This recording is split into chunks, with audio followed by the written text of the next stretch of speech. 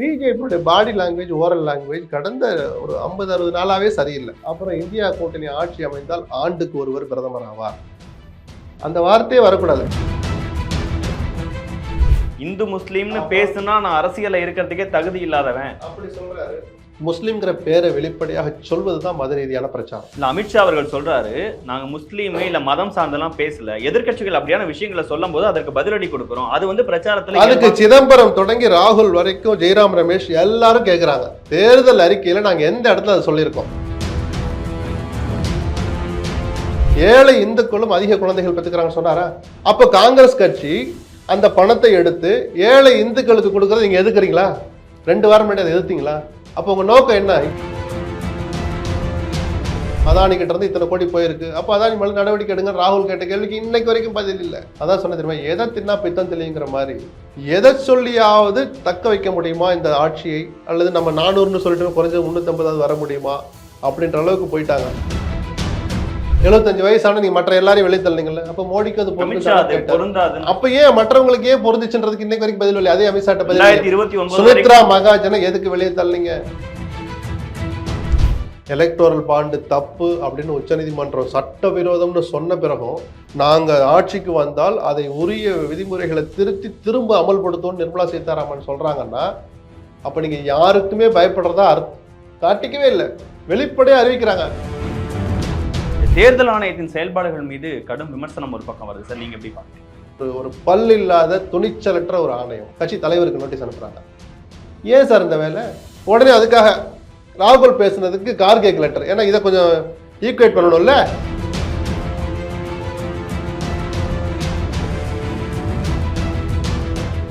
இந்த தென் மாநிலங்கள்ல பாஜக கால் பதிக்கும், தமிழ்நாடு கேரளாலேயே சீட் எடுக்கும், இன்னும் சொல்ல போனா ஒரு தேசிய கட்சி மாநிலத்துல தனிப்பெரும்பான்மை எல்லாம் படிக்கிற அளவுக்கு நம்பர்ஸ் எல்லாம் வாங்கணும் அமித்ஷா அவர்கள் சமீபத்துல ஹிந்துக்கு கொடுத்த பேட்டியில. தேர்தல் முடிந்து வாக்குகள் இன்னும் எண்ணப்படாத நிலையில ஒரு கட்சியினுடைய தலைவர், ஒரு கட்சியினுடைய பிரபலம், பிரச்சார பீரங்கியா இருக்கிற ஒருத்தர் சொல்ற வார்த்தையை நம்ம நகைச்சுவையை எடுத்துக்க முடியாது. அது அவருடைய நம்பிக்கையை காட்டுது. நம்பிக்கையா யதார்த்தமா? அவருடைய நம்பிக்கையை காட்டுன்னு நான் வார்த்தையை கவனமா தான் போட்டேன். வாழ்த்து சொல்லுவோம், முடிவுகள் வரட்டும். அமித்ஷா சொன்னது நிஜமா இல்ல இன்னும் களம் இப்போதைக்கு பிஜேபி பக்கம் தென் மாநிலங்கள் திரும்பாதுங்கிறத நிரூபிக்குதான்னு பொறுத்திருந்து பார்ப்போம். தேர்தல்ல 4 கட்டங்கள் முடிஞ்சிருக்குங்க சார். உங்களுடைய ஒப்பீனியன் படி 4 கட்டங்கள் முடியும் போது எப்படி இருக்குன்னு நினைக்கிறீங்க? இல்ல, ஒவ்வொரு நாளும் பிஜேபியினுடைய, அதாவது ஆட்சியில் இருக்கிற பிஜேபி என்ன ஆகும்? தொடர்ந்து ஆட்சியை தக்க வைப்பாங்களா, இழப்பாங்களா? அது மட்டும் தான் பிரதான கேள்வி. இந்தியா கூட்டணி ஜெயிச்சா 400ங்கிற நம்பர்ஸை இப்ப அதிகமா அதுதான் நான் வரேன். அந்த இந்தியா கூட்டணி ஜெயிக்குமா, இல்ல யார் பிரதமர், அவங்களே இன்னும் கவலைப்படல. பிரதான கேள்வி என்ன? மோடி தக்க வைப்பாரா, பதவி விட்டு இறங்குவாரா, இல்ல இறக்கப்படுவாரா? அப்படிங்கிற போது பிஜேபியுடைய பாடி லாங்குவேஜ், ஓரல் லாங்குவேஜ் கடந்த ஒரு 50-60 நாளாவே சரியில்லை. 400ன்னு உறக்க சொன்னவங்க இன்னைக்கு கொஞ்சம் கொஞ்சமா குறைஞ்சு வந்து 300 இடங்கள்லாம் சில பேர் சொல்ல ஆரம்பிச்சாங்க. நாங்கள் அறுதி பெருமையோட ஆட்சியை பிடிப்போம்னு சொல்றாங்க. அப்புறம் இந்தியா கூட்டணி ஆட்சி அமைந்தால் ஆண்டுக்கு ஒருவர் பிரதமர் ஆவார். அந்த வார்த்தையே வரக்கூடாது. நீங்கள் வெற்றி பெறுவதில் நீங்க தன்னம்பிக்கையோடு மிக உறுதியாக இருந்தீங்கன்னா எதிரணி ஜெயிக்கும், அதுல குழப்பம் வரும். ஆண்டுக்கு ஒருத்தர் பிரதமர் ஆவார்ன்ற வார்த்தை வரக்கூடாது. அதுக்கு அடுத்த ஒரு வாரத்திலே 50 இடம் கூட காங்கிரஸ் ஜெயிக்காதுன்னு ஒரு வார்த்தையை பிரதமரும் சொல்றார், அமித்ஷாவும் சொல்றார். எதிர்க்கட்சி அந்தஸ்தே வாங்க ஒண்ணு இந்த முரண்பாடுகள். எதிர்க்கட்சி அந்தஸ்து என்ன, 10% வாங்க மாட்டாங்க, 55 இடம் வராதுன்றது அர்த்தம். அதுதான் 50ன்றத சொன்னாங்க அவங்க. இத்தனை முரண்பாடு தேவையில்லை. ஒண்ணு, அவங்க கிட்ட ஏதோ ஒரு பதட்டத்தை நம்மளால ரீட் பண்ண முடியும். இல்ல, அவங்க வந்து இந்தியா முழுக்க எலெக்ஷன் எதிர்கொள்றாங்க. ஒருவேளை காங்கிரஸ் பலமா இருக்கிற இடத்துல போய் பிரச்சாரம் பண்ணும் போது காங்கிரஸ்க்கு எதிராக பேசுறது ஒண்ணு நடக்குது. கூட்டணி கட்சியினர் அதாவது காங்கிரஸை எதிர்க்க வேண்டாம் நம்ம யாரும் சொல்லல. அவர்கள் சொன்ன வார்த்தைகளிலே முரண்பாடு இருக்குன்னு சொல்றேன். நீங்க 400 இடம் ஜெயிப்பீங்கிற வார்த்தையில உறுதியா இருந்தா அதை நோக்கியே தான் போகணுமே தவிர எதிரணி 100 கூட ஜெயிக்காதனால 100+, 150க்கு கீழே தான் ஜெயிக்க போகுதுன்னு அர்த்தம். 150 கீழே ஜெயிக்கிற ஒரு கூட்டணி கட்சி பிரதமர் பதவியை பத்தி பேசக்கூட மாட்டாங்க. ஆனால் இங்க பிரதமர் பதவிக்கு சண்டை வரும்னு நீங்க தான் சொல்றீங்க. அடுத்த ஒரு வாரத்துல 50 இடம் கூட ஜெயிக்காதுன்னு சொல்றீங்க. அப்புறம் போற இடங்கள்ல எல்லாம் ஒண்ணு மதங்களை பிரித்து அதன் மூலமாக ஆதாயம் பண்ற மாதிரி பேசுறது. இன்னைக்கு வரைக்கும் பிரதமர் அதான் பேசிட்டு இருக்கார். இந்து முஸ்லீம் பேசுனா நான் அரசியல்ல இருக்கிறதுக்கே தகுதி இல்லாதவன் அப்படி சொல்றாரு. உண்மையிலேயே மிக மிக வரவேற்கப்பட வேண்டிய ஒரு வார்த்தை. ஏன்னா இந்த விளக்கத்தை நீங்க எப்ப சொல்லிருக்கணும்? நீங்கள் முஸ்லிம்களை மனதில் வச்சு மத ரீதியாக பிரச்சாரம் பண்றீங்கன்னு காங்கிரஸ் கட்சி அப்படி சொல்லவே இல்லைங்கிற எதிர்கட்சியினர் தேர்தல் ஆணையத்துல புகார் கொடுத்த போது அந்த பதில் கடிதம் ஒண்ணு அனுப்பியிருக்கணும் இல்லையா? அதற்கான பதில் அனுப்புற போதே பிரதமர் சொல்லிருக்கலாமே, நான் அப்படி பேசல. அதிக பிள்ளைகள் பெத்துக்கிறேன் அதான் நான் சொல்ல வரேன். அந்த பாயிண்ட் நான் வரேன். அந்த மாதிரி அர்த்தத்தில் நான் பேசல. இன்னைக்கு ஒரு சொல்லியிருக்காரு இல்லையா, அதிக பிள்ளைகள் மற்ற மதத்திலும் இந்துக்கள்லையும் ஏழை இந்துக்கள் அதிக குழந்தைகள் பெத்துக்கிறாங்கன்ற அர்த்தத்துல சொன்னேன்னு சொல்லியிருந்தா, ஏன் நீங்க பதில் சொல்லாம 2 வாரம் டைம் வாங்குனீங்க? இன்னைக்கு வரைக்கும் தேர்தல் ஆணையத்துக்கு நீங்க பதில் கொடுத்தீங்களான்னே தெரியலையே. சரி, உங்க மௌனம் ஏன் 2 வாரம் கள்ள மௌனம் நீடிச்சது? ஏன் நேத்து வாய் திறக்கிறீங்க? அப்படி வரவேற்க தகுந்த கருத்தை பத்திரிகையாளர் சந்திப்புல ஒரு பேட்டியில டெல்லியில சொல்லிட்டு, அடுத்த நாள் மும்பைக்கு போயிட்டு எஸ்சி எஸ்டி ஓபிசிகளுக்கு கொடுக்கப்பட்ட இடஒதுக்கீட்டை பறித்து முஸ்லிம்களுக்கு கொடுக்க போகுது காங்கிரஸ் சொல்றார். மொத்த பட்ஜெட்ல 15% முஸ்லிம்களுக்கு கொடுக்க காங்கிரஸ் முயற்சிச்சு, நான் குஜராத் முதலமைச்சராக இருந்த போதும் அதை எதிர்த்தேன், இப்போதும் எதிர்க்கிறேன், இனிமேலும் கொடுக்க விட மாட்டேன்னு சொன்னா எதுக்காக முஸ்லிம்ங்கிற பேரை சொல்லணும்? ஒரு குறிப்பிட்ட பிரிவினருக்கு ஒரு சலுகை போய் சேர்றதை நான் தவிர்ப்பேன்னு சொன்னா கூட அதுல ஒரு நியாயம் இருக்கு. ஏன்னா இருக்கிற சொத்து, இருக்கிற வளம், இந்தியாவுடைய அந்த கஜானா எல்லோருக்கும் பொதுவானது. ப்ரொபோர்ஷனேட்டா கொடுப்பேன், அதைத்தான் நான் வலியுறுத்துறேன், நம்மளும் எடுத்துக்கலாம். அவரும் அதை சொல்லியிருக்கலாம். முஸ்லிம்ங்கிற பேரை வெளிப்படையாக சொல்வதுதான் மத ரீதியான பிரச்சாரம். இல்ல அமித்ஷா அவர்கள் சொல்றாரு, நாங்க முஸ்லீம் இல்ல மதம் சார்ந்தெல்லாம் பேசல, எதிர்க்கட்சிகள் அப்படியான விஷயங்களை சொல்லும் போது அதற்கு பதிலடி கொடுக்கிறோம். அது வந்து பிரச்சாரத்துல அதுக்கு சிதம்பரம் தொடங்கி ராகுல் வரைக்கும் ஜெயராம் ரமேஷ் எல்லாரும் கேட்கிறாங்க, தேர்தல் அறிக்கையில நாங்க எந்த இடத்துல அதை சொல்லியிருக்கோம்? இதை பரீட்சைக்கு கொடுப்பேன்னு எங்க சொல்லியிருக்கோம்? தாலியை பறிக்க வர்றாங்க சொன்னாரா? எங்க இருக்குன்னு சொல்லுங்கிறாங்க. இன்னைக்கு வரைக்கும் பிஜேபி சொல்ல மாட்டேது. அப்ப இல்லாத விஷயத்தை எதுக்காக சொல்றீங்க? மன்மோகன் சிங் சொன்னார்னு சொல்றார், பிஎம்ஓ ஆபீஸ் சொல்லப்படுற. இன்னைக்கு மோடி அமர்ந்திருக்கிற அந்த அலுவலகத்திலேயே மன்மோகன் சிங் பேசின பேச்சு இருக்கு. எடுத்து போட்டு பாருங்க, எடுத்து படிச்சு பாருங்க. அதுல அவர் என்ன சொன்னார்? இதே மாதிரிதான் ஓபிசி, எஸ்சி, எஸ்டி, பெண்கள், குழந்தைகள் எல்லோருக்கும் இந்த இந்தியாவுடைய வளம் போய் சேரணும் அப்படிங்கிறார். அது பயன்படுத்தப்படாத அல்லது இன்னும் பயன்படுத்தப்பட வேண்டியதாக இருக்கிற அந்த செல்வம், வளம் இந்த கேட்டகரி எல்லாருக்கும் போகணும்னு சொல்றா. அதுல சிறுபான்மையினரும் ஒரு ஆள். ஆனா மற்ற எல்லாத்தையும் மறைச்சிட்டு காங்கிரஸ் கட்சி இதையெல்லாம் எடுத்து சிறுபான்மையினருக்கு கொடுக்க போகுது. அப்பதான் சொல்ற அதிக குழந்தைகளை பெற்றுக்கொள்கிற சமூகத்துக்கு முஸ்லிம்கள் தான் எல்லாருக்கும் தெரியும். சரி, இப்ப நான் அந்த அர்த்தத்தை சொல்லல, ஏழை இந்துக்களும் அதிக குழந்தைகள் பெற்றுக்கிறாங்கன்னு சொன்னாரா? அப்ப காங்கிரஸ் கட்சி அந்த பணத்தை எடுத்து ஏழை இந்துக்களுக்கு கொடுக்கறது நீங்க எதுக்குறீங்களா? 2 வாரம் முன்னாடி அதை எதிர்த்தீங்களா? அப்ப உங்க நோக்கம் என்ன? இப்ப சொல்ற பிரதமருடைய பேச்சுல முரண்பாடு புரியுதா? அப்ப இந்துக்களுக்கு கொடுக்கறதே நீங்க எதிர்த்தீங்களான்னு ஒரு கேள்வி வரும்ல. அப்ப நீங்க இந்துக்களுக்கான கட்சி நீ எப்படி சொல்லலாம்? நீங்க அன்னைக்கு முஸ்லிம்களுக்கு எதிராக பேசுறாருன்னு இவங்க எல்லாம் சொல்ற மாதிரி ஒரு விஷயத்தை நாடு முழுக்க ஒரு சர்வே நடத்திருப்பாங்க. எல்லாரும் பச்சையா சொன்னா, அந்த கொச்சையா சொன்னா காரி முழிஞ்சிருப்பாங்கன்னு கிராமங்கள்ல சொல்ற மாதிரி மிக கடுமையான விமர்சனம் வருதுன்னு நாகரிகமாக எடுத்து சொல்லியிருப்பாங்க. பிரதமர் தன்னை திருத்தி கொண்டாருங்கிறதுல எனக்கு ஒரு வகையில சந்தோஷம் தான். அது திருத்திட்டான்னு சொல்லுங்க, அடுத்த நாளே போய் ரோட் ஷோல வேற இல்ல, அதுல கூட இடஒதுக்கீடு அதுன்னு ஒரு மேம்போக்கா போயிட்டாரு. நாம சொன்னது தப்புன்னு ஒரு முறை ஒரு வாயில வந்ததையே நான் ஒரு நல்ல மாற்றமா பாக்குறேன். இன்னொரு முக்கியமான பிரதமர் பேச்சுல பெரிய விமர்சனமாகவும் சரி, பெரிய அளவுல ரீச்சாவும் சரி நடந்த விஷயம் அதானி அம்பானி குறித்த அவருடைய பேச்சு. ராகுல் காந்தி எலெக்ஷன் பிரச்சாரத்துக்கு வந்ததற்கு பிறகு அதானி அம்பானி குறித்து பேசுறதே நிப்பாட்டிட்டாரு. டெம்போல இருந்து எதுவும் காசு வந்ததா? அதானி கிட்ட இருந்து அம்பானி கிட்ட இருந்து பணம் வந்தால் அது டெம்போல தான் வரும்னு முதல்ல உங்களுக்கு எப்படி தெரியும்னு ராகுல் கேட்ட கேள்விக்கு இன்னைக்கு வரைக்கும் மோடி கிட்ட பதில் இல்லை. சரி, அப்படி கொடுத்திருந்தா சாதாரண இங்க செந்தில் பாலாஜி என்ன பாடுபடுத்துறீங்க, மற்ற தொழிலதிபர்கள் என்ன பாடுபடுத்துறீங்க, அமலாக்கத்துறை உடனே உள்ள 2 கோடி வந்தாலே உள்ள வந்துடுறீங்க. இப்போ அது 1 கோடி ஆயிடுச்சுங்கிறாங்க. 1 crore ஏதாவது டிரான்சாக்ஷன் நடந்திருந்தாலே அமலாக்கத்துறை உள்ள வருது இல்ல. ராகுல் காந்தி மிக வெளிப்படையாக பிரத்யேகமாக ஒரு வீடியோ போட்டார். மோடிஜி அவர்களே, இந்த 2 பேரும் காங்கிரஸுக்கு பணம் கொடுத்திருந்தா சோதனைக்கு அனுப்புங்கன்னார். இன்னைக்கு வரைக்கும் அனுப்பல. அது அனுப்பி அது நடந்ததை தெரிஞ்சு கொள்ள வேண்டிய அதிகாரம், அந்த உரிமை, அந்த கடமை, அந்த வசதி யாருக்கிட்ட இருக்கு? அரசாங்கத்திட்ட இருக்குல்ல. 2 பேருக்கு நேரம் ரெய்டு போயிருக்கணுமே. அந்த நோட்டை எடுங்க. ராகுல் காங்கிரஸ்னு போட்டு சின்னு போட்டிருக்கீங்களா, ஆர்னு போட்டிருக்கீங்களா? அத்வானிக்கு முதல்ல எழுதி வச்சு அவர் டைரியில வருது. அது மாதிரி ஏதாவது டைரியில குறிப்புகள் இருந்தா எடுத்து மக்கள்கிட்ட சொல்லுங்க. ஆமா, அதானி கிட்ட இருந்து இத்தனை கோடி போயிருக்கு, அப்ப அதானி மேல நடவடிக்கை எடுங்க. ராகுல் கேட்ட கேள்விக்கு இன்னைக்கு வரைக்கும் பதில் இல்லை. அதான் சொன்ன தெரியுமா, எதை தின்னா பித்தம் தெளிங்கிற மாதிரி எதை சொல்லியாவது தக்க வைக்க முடியுமா இந்த ஆட்சியை? அல்லது நம்ம 400ன்னு சொல்லிட்டு குறைஞ்ச 350 வர முடியுமா அப்படின்ற அளவுக்கு போயிட்டாங்க. அதனால உங்களுடைய பார்வை என்னவா சார் இருக்கு? எவ்வளவு நம்பர்ஸ் வரும்? இல்ல, என்னன்னா 303 இடங்கள் அந்த கூட்டணி ஜெயிச்சது, 282 இடங்கள் பிஜேபி தனி ஜெயிச்சது. அதுக்கப்புறம் இடைத்தேர்தல் ஒரு 285 கூட வச்சுப்போம். இந்த முறை அந்த இடங்களாவது வருமாங்கிறதுல பலத்த சந்தேகங்கள் இருந்துகிட்டே இருக்கு. நடைமுறை ரீதியா சாட்சியங்கள் அடிப்படைன்னு ஒரு வார்த்தை சொல்லும்ல, அது மாதிரி பார்த்தா நடக்கிற காட்சிகள் இதையெல்லாம் வச்சு பார்த்தா ராஜஸ்தான்ல தொடங்கி அப்படியே வந்து ஹரியானா, டெல்லி, மத்திய பிரதேஷ், கர்நாடகா வரைக்கும் ஒரு மாநிலங்களை எடுத்துட்டு கடந்த முறை பிஜேபி வென்ற இடங்களை எடுத்து வச்சு பார்த்தா இந்த முறை இந்த அத்தனை மாநிலங்களும் அந்த வெற்றியை தக்க வைப்பது குதிரை கொம்பா இருக்கு. யூபி உட்பட நான் சொல்றேன். UPல காங்கிரஸ் அகிலேஷ் கூட்டணி வந்த பிறகு அங்கேயும் அந்த எண்ணிக்கை, அதை எதிரணி ஜெயிக்கக்கூடிய எண்ணிக்கை கூடுதலாக வாய்ப்பு இருக்குன்னா என்ன அர்த்தம்? அந்த அளவுக்கு இடங்கள் பிஜேபி இருந்து குறைய போகுதுன்னு அர்த்தம். ஸோ குறையதான் வாய்ப்பு இருக்கே தவிர, அதனாலதான் எல்லாரும் என்ன சொல்றாங்க, 282 இருந்து ஒரு 40 இடங்கள் 50 இடங்கள் குறைஞ்சாலே 220 230 வந்து நிக்குது இல்லையா? இதைத்தான் எல்லாரும் சொல்றாங்க.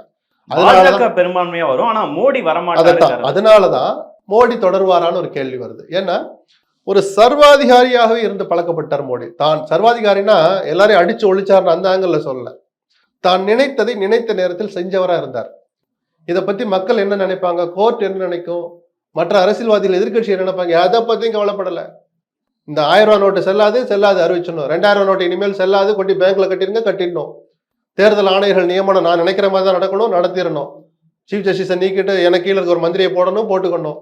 அத்தனை விஷயங்களையும் தான் நினைத்தபடி நினைத்த நேரத்தில் நினைத்த வேகத்தில் செய்ய முடிந்த மோடியால் 250க்கு குறைந்து ஓரிரண்டு மாநில கட்சிகளுடைய ஆதரவோடோ அந்த ஆட்சி அமைந்தால் இதன்படி செயல்பட முடியாது. ஸோ அப்படி ஒரு ராஜ வாழ்க்கை வாழ்ந்துட்டு இன்னொரு வாழ்க்கையை சில யோசிச்சு பார்ப்பாலும் நம்ம சொல்லுவோம் இல்லையா, அந்த மாதிரி இனிமேலும் அதே அளவுக்கு அதிகாரத்தை செலுத்த முடியாது நினைத்து மோடியே கூட அந்த பதவியை துறக்க நினைக்கலாம் அப்படிங்கிறது ஒரு தியரி. இல்ல இன்னொரு மாற்றத்தை கொண்டு வரலாம்னு RSS நினைக்கிறாங்கிறது அடுத்த தியரி. என்ன நடக்குதுன்னு பொறுத்திருந்தா பார்க்கணும். அதுக்கப்புறம் கெஜ்ரிவால் கொளுத்தி போட்ட ஒரு இது 75 வயசான நீங்க மற்ற எல்லாரையும் வெளியே தள்ளினீங்கல்ல, அப்ப மோடிக்கு அது பொருந்தாது. அப்ப ஏன் மற்றவங்களுக்கு ஏன் பொருந்துச்சுன்றதுக்கு இன்னைக்கு வரைக்கும் பதில் இல்லை. அதே அமித்ஷாட்ட பதில். 2029 சுமித்ரா மகாஜனை எதுக்கு வெளியே தள்ளினீங்க, அத்வானியை எதுக்கு வெளியே தள்ளினீங்க, முரளி மனோகர் ஜோஷிக்கு ஏன் முதல் அமைச்சர்களை இடம் கொடுக்கல, ஜஸ்வந்த் சிங் கடைசியில் கோமாக்கு போற வரைக்கும் அவரை கண்டுக்கல, அப்படி எந்த சட்ட விதிகளும் இல்லைங்கிற இல்லாத போது யஸ்வந்த் சின்ஹா வரைக்கும் ஏன் எல்லாரையும் வெளியே தள்ளிங்கிற கேள்விக்கு அவங்க நியாயமான பதில சொல்லிட்டாங்கன்னா இதை நம்ம ஏத்துக்கலாம் அமித்ஷாவுடைய விளக்கத்தை. அப்படி இல்லைன்னா அவர்களிடம் பதட்டம் வந்துருச்சுன்னு அர்த்தம். அந்த பதட்டத்தை புள்ளி தொடக்கி வைத்தவர் கெஜ்ரிவால் தான். ராகுல் காந்தி பேசும்போது இந்தியா முழுக்க எந்த மூலையில திரும்பினாலும் அங்க இந்தியா கூட்டணி அலை வீசுதுங்கிறாரு. மம்தா பானர்ஜி சொல்லும் போது நான் வெளியில இருந்து இந்தியா கூட்டணிக்கு ஆதரவு தரேன், 200 சீட்டு கூட பாஜக ஜெயிக்காதுங்கிறாங்க. ஸ்டாலின் அவர்கள், கூட்டணியில் இருக்க முக்கியமான தலைவர்கள் எல்லாருமே இந்தியா கூட்டணி வெற்றி பெறும்னு சொல்றாங்க. இன்னொரு பக்கம் பாஜக நாங்க கண்டிப்பா ஜெயிப்போம்னு சொல்லிட்டு இருக்க விஷயத்த பார்க்க முடியும். ஆனா எலெக்ஷன்ல முக்கியமான பேசுபொருளா மாறிடக்கூடிய 2-3 விஷயங்கள்னு பார்க்கும்போது, பாஜக மீண்டும் ஆட்சிக்கு வந்தா அரசியலமைப்பு சட்டமே இல்லாம போயிருங்கிறத, அரசியலமைப்பு சட்டத்தை கையில காமிச்சு ராகுல் காந்தி பேசுறதா இருக்கட்டும், அகிலேஷ் பேசுறதா இருக்கட்டும், இதெல்லாம் பார்க்க முடியுது. இன்னொரு பக்கம் ராகுல் காந்தி அவர்கள் குறிப்பிடும் போது ஜூலை மாசத்துல இருந்து 8500 ரூபாய் பணம் உங்க அக்கௌண்ட்ல எல்லாம் வந்துடும் அப்படிங்கிற விஷயத்தெல்லாம் பார்க்க முடியும். ஸோ தொடர்ந்து ராகுல் காந்தியின் பேச்சுகள், காங்கிரசினுடைய பேச்சு, இல்ல இந்தியா கூட்டணியின் பேச்சுகள் நிறைய மக்கள்கிட்ட எடுபடுறதையும் நம்ம சில இடங்கள்ல பார்க்க முடியுது. என்ன கேட்கணும்னு நினைக்கிறேன்னா, ஆரம்பத்துல எலெக்ஷனை எதிர்கொள்ளும் போது இந்தியா கூட்டணி இருந்த நிலைமைக்கும் 4 கட்டத்தை தாண்டி வந்திருக்கும் போது இருக்க நிலைமைக்கும் மாற்றம் இருக்கா? நிச்சயமாக ஒரு கட்ட தேர்தல் முடிந்த பிறகு வருகிற தகவல்கள் அடிப்படையில் ராகுல் காந்தியினுடைய அந்த அக்ரசிவ்னஸ் சொல்றல, இந்த போராட்ட குணம், சொல்றதுலயே இருக்கிற வேகம் இருக்குல்ல, கருத்து ஒண்ணுதான், அது சொல்ற விதம் இருக்குல்ல, பாடி லாங்குவேஜ் ஒரு நம்பிக்கை அளிப்பதா இருக்கு. முதல்ல அவருக்கு, ராகுலுக்கே முதல்ல ஒரு நம்பிக்கை வந்திருக்கு. அதன் காரணமா அந்த கட்சிக்கு, அந்த கட்சியோட கூட்டணி வைத்திருக்கிற கட்சிகளுக்கு, ஸோ அடுத்தடுத்த கட்ட தேர்தல்களை சந்திக்க இருக்கிற மக்களுக்கு கொண்டு போய் சேர்க்கிறதுக்கு இந்த வார்த்தைகள் உற்சாகமாகவும் உறக்கவும் வரணுங்கிறது ஒரு அடிப்படை தேவை. அதனாலதான் பிஜேபி சும்மா இல்லை, அந்த 400 நம்பரை மெயின்டைன் பண்ணிட்டே வர்றாங்க. அங்கங்க குரல் மாறுது, பதுங்குதே தவிர நாங்கள் நிச்சயம் ஆட்சி அமைப்போம், ஒரு பிஜேபி எம்பி விட்டு நாங்கள் நிச்சயம் அரசியலமைப்பு சட்டத்தை திருத்துவோம் இன்னும் சொல்லிட்டு இருக்கிறாங்க. 400க்கு மேல தொடுவோன்னு, 350க்கு மேல வந்துட்டாலே எவருடைய தயவும் இல்லாமல் நினைச்ச நேரத்துல அந்த வேலைகளை செய்ய முடியுங்கிற அந்த தாத்பரியத்தின் அடிப்படையில தான் ராகுல் காந்தி சொல்றாரு. அதுக்கு தகுந்த மாதிரி தான் இவங்களும் சில நடவடிக்கைகளை கடந்த ஆட்சியில, 2வது ஆட்சியில செஞ்சுக்கிட்டு இருந்தாங்க. நினைச்ச நேரத்துல மாத்துறது, விதிகளை மாத்துறது, எலக்டோரல் பாண்டு தப்பு அப்படின்னு உச்சநீதிமன்றம் சட்டவிரோதம்னு சொன்ன பிறகும் நாங்க ஆட்சிக்கு வந்தால் அதை உரிய விதிமுறைகளை திருத்தி திரும்ப அமல்படுத்தும் நிர்மலா சீதாராமன் சொல்றாங்கன்னா, அப்ப நீங்க யாருக்குமே பயப்படுறதா காட்டிக்கவே இல்லை, வெளிப்படையா அறிவிக்கிறாங்க, நாங்க நினைச்சதை செய்வோம் அப்படிங்கிறடைய ஒரு சாஃப்ட் ஒரு வடிவம் தான் நிர்மலா சீதாராமன் பேசின பேச்சு. சட்ட விரோதம்னு சொன்ன ஒரு விஷயத்த நாங்க திரும்ப அமல்படுத்துவோம்னு அதுக்கு என்ன சார் அர்த்தம்? இதையே நீங்க இப்படி டீல் பண்ணீங்கன்னா, கண்ணுக்கு தெரியாமல் இன்னும் வச்சிருக்கிற சில விஷயம், உங்களுடைய ஹிடன் அஜெண்டான்னு ஒன்று இருக்குல்ல, அதை நீங்க இன்னும் ஃபோர்ஸா அமல்படுத்துவீங்கிற அந்த ஒரு எச்சரிக்கை உணர்வை தான் ராகுல் உட்பட எல்லாரும் எடுத்து சொல்றாங்க. புரியுற மக்கள் புரிஞ்சுக்குவாங்க. இன்னும் 3 ஃபேஸ் நடக்க வேண்டியிருக்கு, என்ன செய்யறாங்கன்னு பார்ப்போம். அதுல ஒரு தாக்கத்தை ஏற்படுத்தணுங்கிறதா காங்கிரஸ் கட்சியினுடைய நோக்கமும் அதுதான். அதுல எந்தவித பாதிப்பையும் ஏற்படுத்திடக்கூடாதுங்கிறது பிஜேபியுடைய பரிதவிப்பும் அதன் அடிப்படையில். அரவிந்த் கெஜ்ரிவாலோட ஜாமீன் ரொம்ப முக்கியமானதா பேசப்பட்டது. அதுல ஒரு நாட்டினுடைய மிக உயர்ந்த பொறுப்பில் இருக்கிற உள்துறை அமைச்சராக இருக்கிற அமித்ஷா சொன்ன வார்த்தை துரதிருஷ்டவசமானது. இது ஒரு ஸ்பெஷல் ட்ரீட்மெண்ட்ங்கிற வார்த்தையை யூஸ் பண்றாரு. அப்போ உங்களுக்கு சாதகமா தீர்ப்பு வந்த போதெல்லாம் இதே ஸ்பெஷல் ட்ரீட்மெண்ட் நடந்துச்சா? கேள்வி வருமா வராதா? அவர் தவிர்த்திருக்க வேண்டிய வார்த்தை. அரவிந்த் கெஜ்ரிவாலை வேற மாதிரி விமர்சிங்க. உங்ககிட்ட ஆதாரங்கள் இருக்கு. அமித்ஷா கையிலேயே அந்த விஷயங்கள் மறைமுகமா இருக்கு. அதிகாரப்பூர்வமாவும் இருக்கு. அதிகாரப்பூர்வமா வெளிப்படையா பயன்படுத்த முடியலனா கூட உங்க கட்சியை விட்டு கெஜ்ரிவாலுடைய நிஜ முகத்தை பாருங்கன்னு அரசியல் ரீதியா விமர்சிக்கிறது வேற.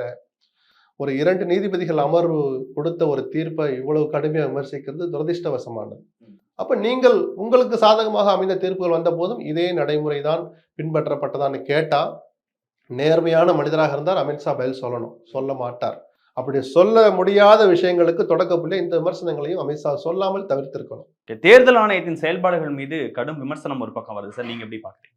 இல்ல அதுக்கு என்ன சொல்றது, கை பொண்ணுக்கு கண்ணாடி தேவையில்லைங்கிற மாதிரி மத ரீதியான பிரச்சாரம் யாருமே செய்யக்கூடாது. குறிப்பாக அந்த 60 நாள் தேர்தல் பிரச்சார காலங்கள். மற்றபடி முஸ்லிம்களை மையமா வச்சு நீங்க அரசியலே பண்ணலாம், கட்சி நடத்தலாம், அந்த கட்சிக்கு எதிராக பிரச்சாரம் பண்ணலாம். அதெல்லாம் வேற. தேர்தல் நேரத்துல அந்த மதம் சம்பந்தப்பட்ட இந்த வார்த்தை வராதுங்கிற போது அதை தொடக்கி வைத்த பிரதமருக்கு நேரடியாக நோட்டீஸ் அனுப்ப என்ன சொல்றது, ஒரு ஒரு பல் இல்லாத துணிச்சலற்ற ஒரு ஆணையம் கட்சி தலைவருக்கு நோட்டீஸ் அனுப்புறாங்க. ஏன் சார் இந்த வேலை? உடனே அதுக்காக ராகுல் பேசுனதுக்கு கார்கேக்கு லெட்டர். ஏன்னா இதை கொஞ்சம் ஈக்குவேட் பண்ணணும்ல, அங்கே நாங்க அவருக்கு தான் அனுப்பிச்சிருக்கோம். அதே மாதிரி மோடிக்கு ஒரு சம்மன், ஒரு கடிதம் அனுப்புவதற்கு கூட தேங்குகிற தேர்தல் ஆணையம் மிக நேர்மையாக நடுநிலையோடு செயல்படுங்கிறத ஒரு பச்சை குழந்தை கூட நம்பாது. வெட்கக்கேடான உண்மை அதுதான். ஏதோ ஒரு வகையில பெரிய வன்முறைகள் இல்லாமல் மிகப்பெரிய அளவுல கலவரம் ஆந்திராவை தவிர்த்துட்டு பார்த்தா இதுவரைக்கும் நடந்த 4 கட்ட தேர்தல்கள் ஒரு 99% அமைதியாக தான் நடந்து முடிஞ்சிருக்கு. கிட்டத்தட்ட 45 கோடி பேர் வாக்களிச்சிருக்கிறாங்க. அந்த ஏற்பாடுகளை செஞ்சதுக்காக தேர்தல் ஆணையத்தை பாராட்டுகிற அதே நேரத்தில் தனக்கு இருக்கிற இன்னொரு கடமையான இந்த விஷயத்தில் அவர்கள் செயலிழந்து போனதை வெட்கத்தோடு ஒப்புக்கொண்டுதான் ஆகணும். நிறைவா ஜூன் 4க்கு நமக்கு ரிசல்ட் தெரியும். ஒரு பத்திரிகையாளரா 4 கட்டங்கள் முடிஞ்சிருக்கு. ஆட்சி மாற்றம் நடக்கும்னு நீங்க நினைக்கிறீங்களா? நடக்கணும்னு நான் விரும்புறேன். 10 ஆண்டு கால ஆட்சியில நல்லது செஞ்சிருக்காங்க, கெட்டது ஒரு மாற்றம் வரணுங்கிறது இயல்பான ஒரு எதிர்பார்ப்பு. அந்த எதிர்பார்ப்பு எனக்கும் இருக்கும். இல்ல பிஜேபி ஆட்சிக்கு வந்தால் கூட ஓரிரண்டு கட்சியினுடைய தயவோடு அந்த ஆட்சி அமைந்தால் நான் ரொம்ப சந்தோஷப்படுவேன். ஏன்னா அப்பதான் யாரை வேணாலும் சேர்த்துக்கணும், நமக்கு அதை பத்தி கவலை இல்லை. அவர்கள் நினைத்தது எல்லாம் மனம் போன போக்குல தான் தோன்றித்தனமாக செயல்படுவதற்கு முதல் தடைக்கல்லாக அந்த 250ங்கிற நம்பர் ஒரு தடையை போடும். அது ஜனநாயகத்தை காப்பாற்றுவதற்கான மிக முக்கியமான தடைக்கல். அது நிகழ்ந்தால் நான் சந்தோஷப்படுவேன். ஆட்சி மாற்றம் ஏற்பட்டால் அது ஜனநாயகத்தை வலுப்படுத்தணும்னு நான் எடுத்துக்குவேன். ஓகே சார், என்ன நடக்க போகுதுன்னு பொறுத்து வந்து பார்ப்போம் சார். இவ்வளவு நேரம் உங்க நேரத்தையும் கருத்துக்களையும் பகிர்ந்து கொண்டமைக்கு மிக்க நன்றி. நன்றி.